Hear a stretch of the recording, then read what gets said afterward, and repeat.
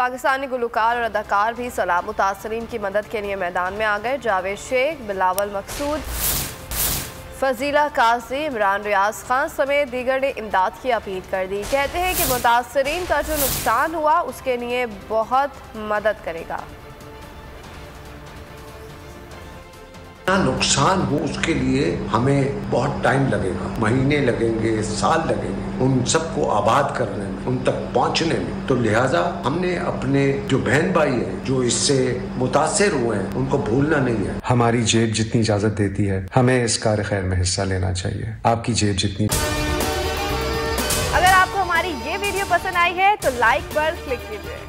इजाजत देती है आगे बढ़िए। पाक सरजमीन का निज़ाम क़ुव्वत अख़ुव्वत अवाम, ये तो हमारा तराना भी कहता है कि हमारे मुल्क के निज़ाम की बुनियाद अवाम की ताकत और भाईचारे की है। उन पे जो मुसीबत आई है उनकी मदद करें, हाथ बढ़ाएं।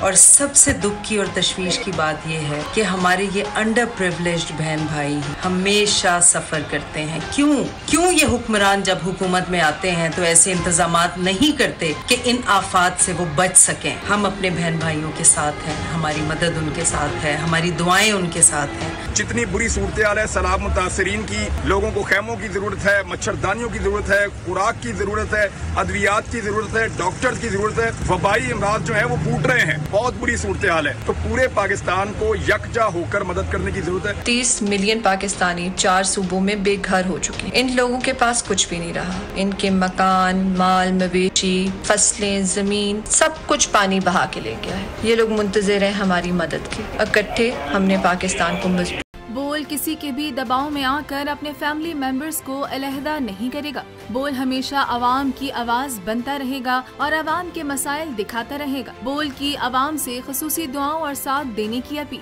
सबसे ज्यादा व्यूज, सबसे ज्यादा रील्स और सबसे ज्यादा रेटिंग के साथ बोल अब भी नंबर 1 पोजीशन पर बरकरार। सब्सक्राइब करें और बेल दबाएं ताकि कोई खबर रह न जाए।